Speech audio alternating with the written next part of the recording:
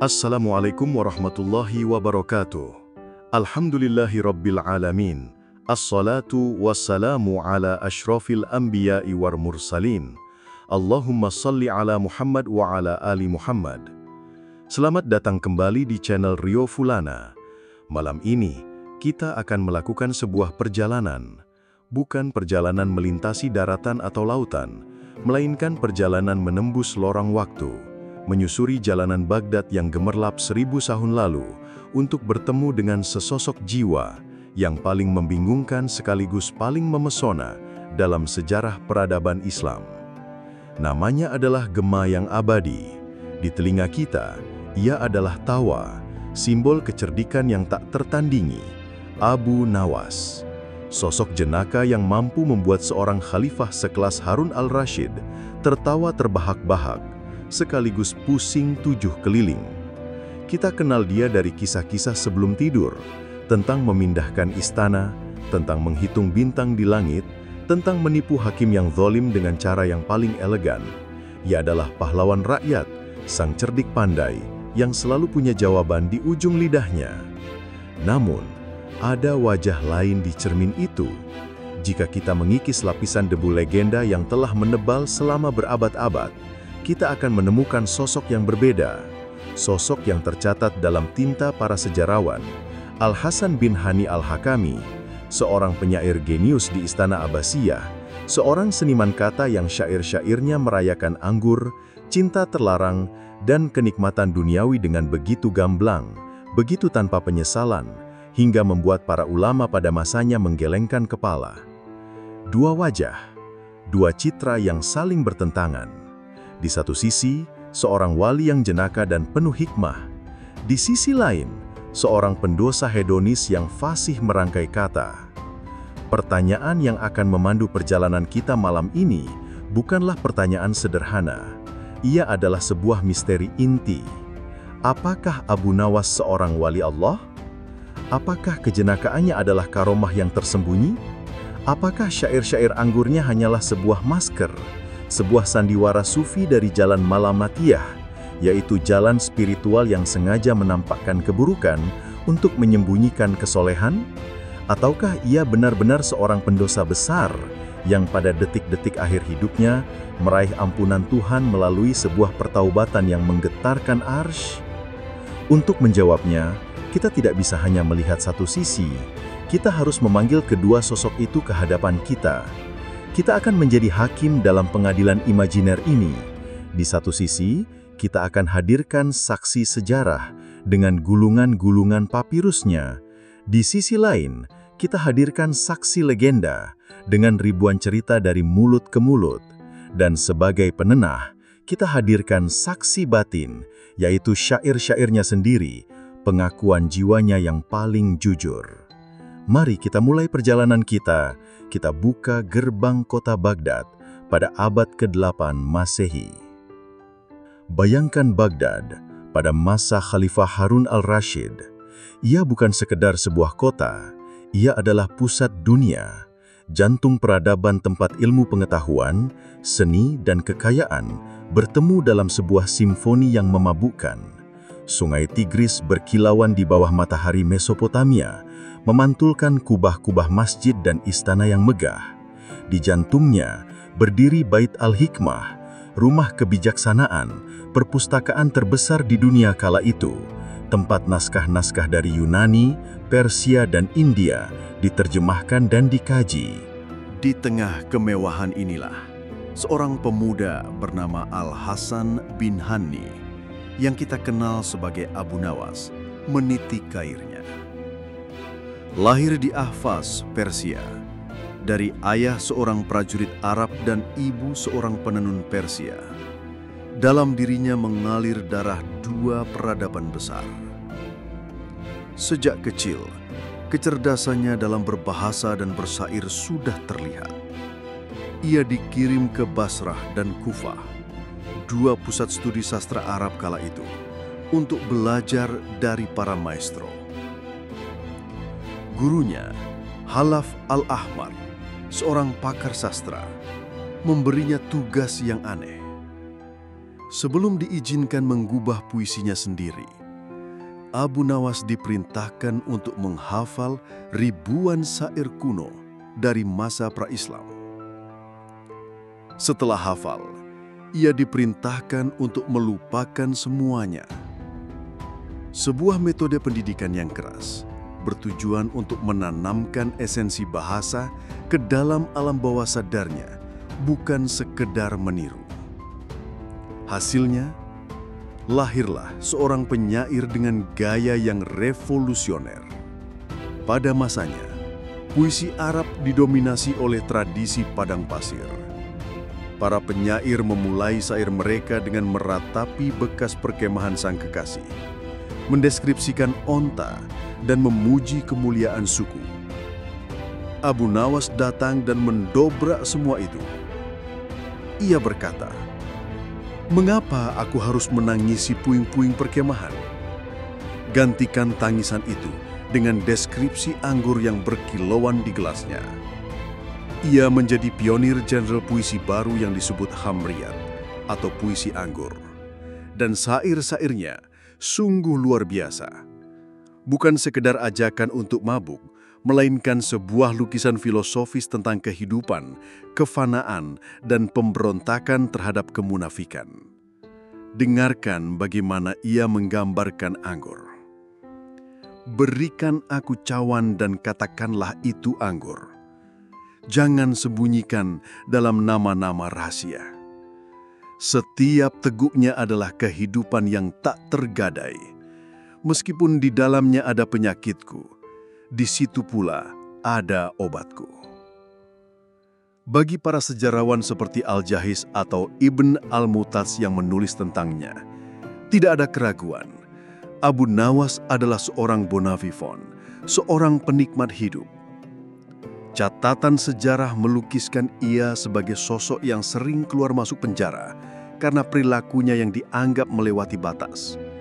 Ia bergaul dengan para penyanyi, penari, dan sesama penyair di kedai-kedai anggur Baghdad. Hidupnya adalah kanvas yang ia lukis dengan warna-warni kenikmatan duniawi. Hubungannya dengan Khalifah Harun al-Rasyid pun unik. Sang Khalifah adalah seorang penguasa yang saleh, namun juga seorang pecinta seni yang agung. Ia terpesona oleh kejeniusan Abu Nawas, namun seringkali dibuat jengkel oleh kelakuannya. Berkali-kali Khalifah menjebloskannya ke penjara, namun berkali-kali pula ia membebaskannya karena merindukan syair-syairnya yang cemerlang. Satu riwayat menyebutkan, suatu hari Khalifah berkata, "Wahai Abu Nawas, buatkan aku syair tentang berburu, tapi jangan ada satupun kata tentang anjing, elang, atau cita." Sebuah tugas yang mustahil. Namun Abu Nawas dengan senyum khasnya menjawab seketika, "Kami berangkat pagi-pagi buta dengan para pemuda gagah perkasa yang tangannya menggenggam erat tali busur panah. Lalu kami pulang saat matahari terbenam dengan pundak yang memikul hasil buruan yang tak terhingga." Khalifah tertawa. Abu Nawas berhasil. Ia melukiskan adegan berburu tanpa menyebut satupun hewannya. Hanya sebab dan akibat. Inilah kejeniusannya. Namun dari perspektif sejarah murni, kejeniusan ini tercurah pada tema-tema yang jauh dari citra seorang wali. Syair-syairnya tentang cinta sesama jenis, mudzakkarat, juga sangat eksplisit dan menjadi bagian tak terpisahkan dari karyanya.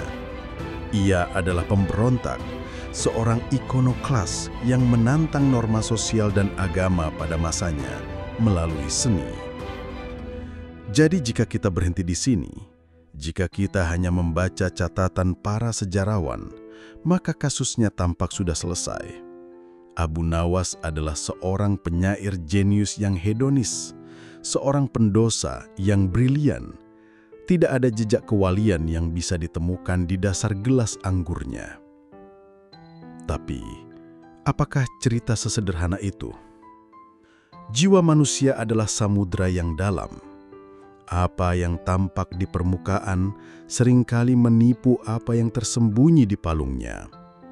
Sejarah mencatat perbuatannya, tetapi legenda menangkap esensi jiwanya. Mari kita panggil saksi kedua. Saksi dari tradisi lisan, dari kedai kopi, dari pengajaran para sufi turun-temurun. Mari kita dengarkan suara legenda. Seiring berjalannya waktu, sosok Abu Nawas dalam catatan sejarah perlahan memudar dan digantikan oleh sosok baru yang lahir dari imajinasi kolektif masyarakat. Sosok ini jauh lebih besar, lebih bijak, dan jauh lebih dicintai.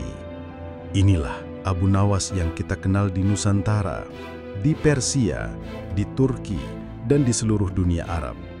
Abu Nawas, sang pahlawan rakyat. Dalam ribuan hikayat yang tersebar, Abu Nawas bertransformasi. Ia bukan lagi penyair istana, melainkan seorang rakyat biasa yang entah bagaimana punya akses langsung ke khalifah. Anggurnya telah menguap, digantikan oleh cawan kebijaksanaan. Pemberontakannya bukan lagi pada norma agama, melainkan pada ketidakadilan penguasa dan keserakahan orang kaya. Mengapa transformasi ini terjadi? Jawabannya terletak pada fungsi sosial cerita. Rakyat jelata yang seringkali tak berdaya di hadapan kekuasaan membutuhkan seorang pahlawan. Bukan pahlawan dengan pedang, tapi pahlawan dengan akal. Abu Nawas menjadi katarsis, corong aspirasi mereka. Lewat kelucuannya, ia menyuarakan kritik yang paling tajam tanpa harus menumpahkan darah. Mari kita selami salah satu kisahnya yang paling ikonik. Bukan sekedar sebagai dongeng, tetapi sebagai sebuah teks filsafat sosial. Suatu hari, Khalifah Harun ar-Rasyid sedang dalam suasana hati yang gundah. Ia memanggil Abu Nawas ke istana. "Wahai Abu Nawas," titah Khalifah dengan wajah serius. "Aku ingin engkau melakukan sesuatu untukku. Aku ingin engkau membangunkan sebuah istana di langit." Para menteri yang mendengar terkesiap. Ini bukan lagi ujian, ini adalah perintah yang mustahil, jebakan yang mematikan. Menolak berarti hukuman mati, menerima berarti kegagalan yang juga berujung hukuman mati. Abu Nawas, alih-alih panik, justru membungkuk hormat. "Ampun, Paduka yang mulia. Perintah Paduka adalah sebuah kehormatan. Hamba akan laksanakan. Tapi hamba butuh waktu dan beberapa syarat." "Sebutkan," kata Khalifah penasaran. "Hamba butuh waktu 1 minggu untuk mengumpulkan para arsitek dan tukang terbaik dari alam jin dan ifrit," jawab Abu Nawas dengan wajah serius. "Dan selama proses itu, hamba dan para pekerja hamba butuh bahan bangunan utama, peti-peti berisi emas dan permata dari perbendaharaan istana untuk diantarkan ke lokasi proyek di atas awan." Khalifah tercengang sejenak, lalu tertawa bahak-bahak hingga air matanya keluar. Ia sadar Abu Nawas tidak hanya berhasil lolos dari jebakan, tetapi juga dengan cerdiknya meminta biaya proyek yang mustahil dari Khalifah sendiri. Jebakan dibalas dengan jebakan yang lebih cerdas. Apa makna cerita ini? Di permukaan, ini adalah lelucon, tapi di bawahnya, ini adalah kritik yang menusuk. Abu Nawas mengajarkan bahwa perintah yang tidak masuk akal dari penguasa harus dihadapi bukan dengan pemberontakan fisik, tetapi dengan logika yang dibalikkan. Ia menunjukkan absurditas kekuasaan absolut dengan cara yang absurd pula. Dalam kisah lain, ia diminta untuk memegang janggut harimau. Alih-alih mencari harimau, ia pulang ke rumah dan bertengkar hebat dengan istrinya yang galak. Ia kembali ke istana dengan wajah babak leban dan berkata, "Paduka, jangankan memegang janggut harimau di hutan, memegang janggut harimau di rumah saja, hamba tidak sanggup." Sebuah sindiran cerdas tentang masalah domestik yang kadang lebih rumit dari urusan negara. Dalam ribuan kisah ini, Abu Nawas adalah pertama, sang psikolog ulung. Ia memahami betul sifat manusia, terutama sifat penguasa. Ia tahu kapan harus menyanjung, kapan harus menyindir, dan kapan harus diam. Yang kedua, sang pembela kaum lemah. Banyak kisahnya tentang bagaimana ia menipu orang kaya yang kikir agar mau bersedekah, atau membongkar kebusukan hakim yang korup. Yang ketiga, sang guru sufi. Inilah poin terpentingnya. Kecerdikannya seringkali bukanlah kecerdikan biasa. Ia adalah manifestasi dari firasat al-mu'min, tandangan tajam seorang beriman yang mampu melihat apa yang tak terlihat oleh mata biasa. Jawabannya yang sering kali ngawur, tapi tepat sasaran, dipandang sebagai cerminan dari kebijaksanaan ilahiyah atau hikmah laduniyah. Bagi para sufi dan pengikut legenda ini, tidak ada keraguan. Sosok Abu Nawas dalam hikayat adalah seorang waliullah, seorang kekasih Tuhan yang menyembunyikan kewaliannya di balik topeng kejenakaan dan keanehan. Perilakunya yang eksentrik adalah ciri khas para wali majtub, mereka yang tertarik oleh cinta Tuhan hingga perilaku mereka tak lagi terikat oleh logika manusia biasa. Jadi sekarang kita punya dua bukti yang saling bertolak belakang. Sejarah melukisnya sebagai pendosa, legenda melukisnya sebagai wali. Siapakah yang benar? Di mana kita bisa menemukan titik temu? Jawabannya mungkin tidak berada di catatan sejarawan atau di bibir para pencerita. Jawabannya berada di tempat yang paling pribadi, paling otentik, di dalam pengakuan jiwa Abu Nawas sendiri. Mari kita panggil saksi ketiga dan terakhir. Saksi bisu yang berbicara lebih keras dari 1000 suara. Mari kita buka gulungan puisinya yang paling akhir, puisi pertobatan. Ada sebuah titik dalam kehidupan setiap manusia, di mana topeng harus dilepaskan. Sebuah momen kesunyian di penghujung senja, ketika gemerlap dunia mulai memudar dan satu-satunya cahaya yang tersisa adalah cahaya kesadaran diri. Abu Nawas, sang penyair istana, sang tokoh jenaka, pun sampai pada titik ini.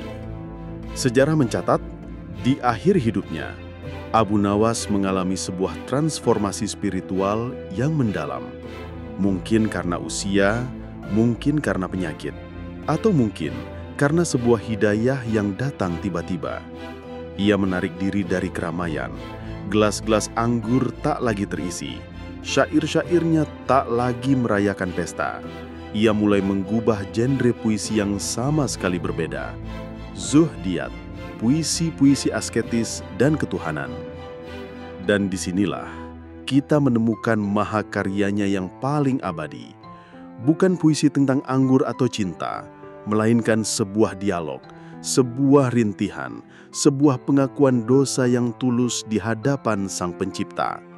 Sebuah syair yang dikenal sebagai al-i'tiraf, sang pengakuan.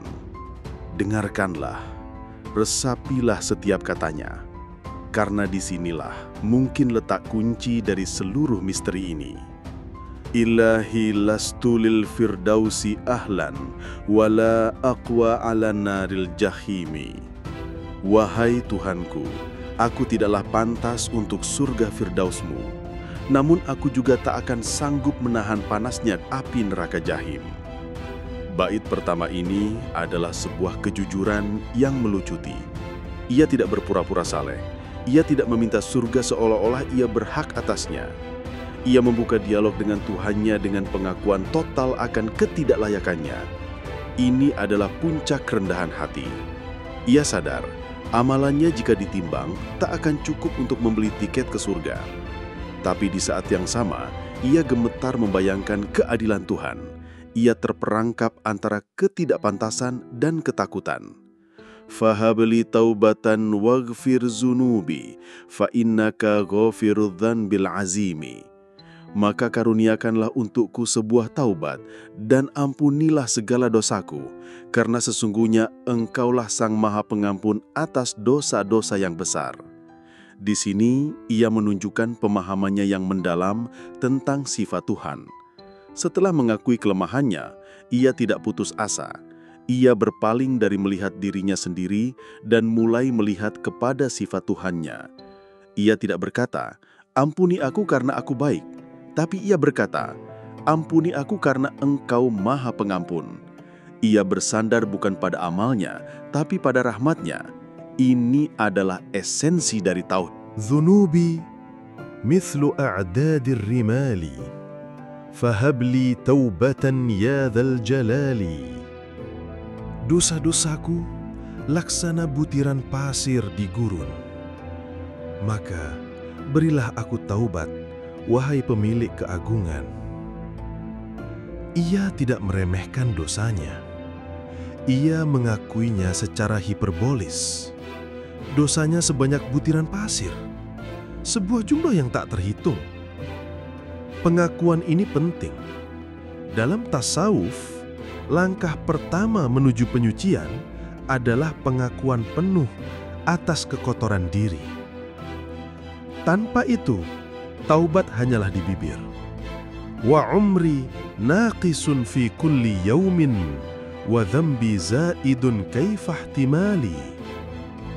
Dan usiaku terus berkurang setiap hari, sementara dosaku terus bertambah.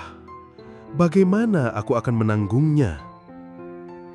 Ini adalah rintihan eksistensial, kesadaran akan waktu yang terus berjalan menuju akhir, sementara bekal kebaikan begitu sedikit dan beban dosa semakin berat. Ini adalah kegelisahan suci yang dirasakan oleh para pencari Tuhan. Ilahi, abdukal asiyyu ataka, muqirran bidzunubi wa qad da'aka. Wahai Tuhanku, hamba-Mu yang pendurhaka ini telah datang kepadamu, mengakui segala dosa, dan sungguh-sungguh ia memohon kepadamu. Fa'i taghfir fa'ata lidzaka ahlun wa tatrud faman narju siwaka. Jika Engkau mengampuni, maka Engkaulah yang paling layak untuk itu. Namun jika Engkau menolak dan mengusirku, maka kepada siapa lagi kami akan berharap selain kepadamu? Inilah puncak dari penyerahan diri, sebuah pasrah total. Ia meletakkan nasibnya sepenuhnya di tangan Tuhan. Ini bukan tawar-menawar. Ini adalah cinta dan pengharapan yang mutlak. Kalaupun Engkau mengusirku, aku tak punya tempat lain untuk pergi. Kalimat ini, menurut para sufi, adalah salah satu ungkapan cinta tertinggi seorang hamba. Syair ini bukanlah syair seorang pendosa biasa. Ini adalah gema jiwa yang telah mencapai tingkat ma'rifat, pengenalan akan hakikat diri dan hakikat Tuhan. Ini adalah doa yang lahir dari tungku penyesalan yang membara. Sekarang, mari kita kembali ke pertanyaan awal kita. Apakah Abu Nawas seorang wali? Konsep kewalian dalam Islam pun sangat luas. Wali bukan hanya mereka yang sejak lahir sudah saleh. Ada wali yang jalannya adalah melalui pertobatan. Sejarah Islam penuh dengan kisah para perampok, pemabuk, atau pendosa besar yang bertaubat dan menjadi kekasih Tuhan, seperti Fudail bin Iyad. Maka, teori Malamatiyah, wali yang menyembunyikan kesalehan, kembali mengemuka. Mungkinkah syair anggurnya adalah simbolisme? Anggur sebagai simbol cinta ilahi yang memabukkan, kedai sebagai simbol tarekat, dan mabuk sebagai keadaan fana atau lebur dalam Tuhan. Ini adalah interpretasi yang lazim dalam puisi sufi Persia seperti karya Hafez atau Rumi. Mungkinkah Abu Nawas adalah pelopornya dalam tradisi Arab? Ini adalah kemungkinan yang sangat menggoda, sebuah narasi yang indah dan menebus. Kita telah mendengar 3 kesaksian, sejarah yang melukisnya sebagai pendosa jenius, legenda yang menggambarkannya sebagai sufi jenaka, dan syairnya sendiri yang menyuarakan pertobatan yang mendalam. Jadi, di manakah kebenaran bersemayam? Mungkin jawabannya bukanlah memilih salah satu dan membuang yang lain. Mungkin kebenarannya terletak pada perpaduan ketiganya. Mungkin kita tidak perlu bertanya, apakah Abu Nawas seorang wali? Melainkan, apa hakikat kewalian yang bisa kita pelajari dari kisah Abu Nawas? Mari kita coba rangkai kepingan-kepingan puzzle ini menjadi sebuah gambaran utuh. Pertama, Abu Nawas adalah simbol rahmat Tuhan yang tak terbatas. Kisah hidupnya dari seorang yang dianggap pendosa besar menjadi penggubah syair pertobatan yang agung adalah bukti nyata dari pintu ampunan Allah yang tak pernah tertutup. Ia mengajarkan kita untuk tidak pernah menghakimi seseorang berdasarkan masa lalunya dan tidak pernah berputus asa dari rahmat Tuhan seberapapun kelamnya dosa kita. Kisah hidupnya adalah tafsir hidup dari ayat, "Janganlah kamu berputus asa dari rahmat Allah. Sesungguhnya Allah mengampuni dosa-dosa semuanya." Kedua, Abu Nawas adalah simbol kecerdasan kritis. Baik dalam sejarah maupun legenda, satu hal yang konsisten adalah kecerdasannya yang luar biasa. Legenda rakyat mengambil kecerdasan ini dan menggunakannya sebagai alat untuk melawan tiran dan ketidakadilan. Ini mengajarkan kita bahwa senjata paling ampuh bukanlah pedang, melainkan akal. Humor dan kecerdikan bisa menjadi bentuk perlawanan yang paling efektif dan elegan. Ia adalah simbol dari akal sehat yang berani menantang kekuasaan buta. Ketiga, Abu Nawas adalah simbol kompleksitas jiwa manusia. Ia bukanlah malaikat, ia juga bukan iblis. Ia adalah manusia seutuhnya, dengan segala kejeniusannya, kelemahannya, dosanya, dan kerinduannya pada Tuhan. Ia menunjukkan bahwa dalam diri setiap pendosa ada potensi untuk menjadi seorang suci. Dan mungkin dalam diri setiap orang yang merasa suci ada potensi dosa kesombongan yang tersembunyi. Ia adalah cermin bagi kita semua, cermin yang memantulkan dualisme dalam diri kita. Jadi, apakah ia seorang wali? Jika wali berarti manusia suci tanpa celah, mungkin tidak. Catatan sejarahnya terlalu kuat untuk diabaikan. Namun, jika wali berarti kekasih Allah, seseorang yang dekat dengan Allah, siapakah kita yang bisa mengukurnya? Kewalian adalah rahasia antara seorang hamba dengan Tuhannya. Bisa jadi, pertobatannya yang tulus di akhir hayat telah menghapus semua dosanya dan mengangkatnya ke derajat yang tinggi di sisinya. Bisa jadi, kejenakaannya dalam legenda adalah bentuk karomahnya yang terwujud dalam bentuk yang tak terduga. Dan mungkin, karomah atau kemuliaan terbesar Abu Nawas bukanlah kemampuannya memindahkan istana atau berjalan di atas air. Karomahnya yang sejati adalah kemampuannya untuk tetap hidup ribuan tahun setelah kematiannya. Ia hidup dalam tawa anak-anak yang mendengar kisahnya. Ia hidup dalam perenungan para pencari hikmah yang membaca syair pertobatannya. Ia hidup sebagai simbol abadi bahwa jalan menuju Tuhan bisa penuh liku, humor, dan air mata. Namun pintunya selalu terbuka bagi siapa saja yang datang dengan hati yang hancur dan tulus. Status kewaliannya biarlah menjadi rahasia indah antara dirinya dengan Sang Kekasih. Bagi kita, ia telah meninggalkan warisan yang jauh lebih berharga. Pelajaran tentang kemanusiaan, ampunan, dan kebijaksanaan. Ia adalah sang pendosa, sang jenaka, dan sang sufi. 3 wajah dalam satu cermin, yang jika kita tetap cukup lama, mungkin kita akan melihat pantulan wajah kita sendiri di dalamnya. Demikian, semoga bermanfaat. Wassalamualaikum warahmatullahi wabarakatuh.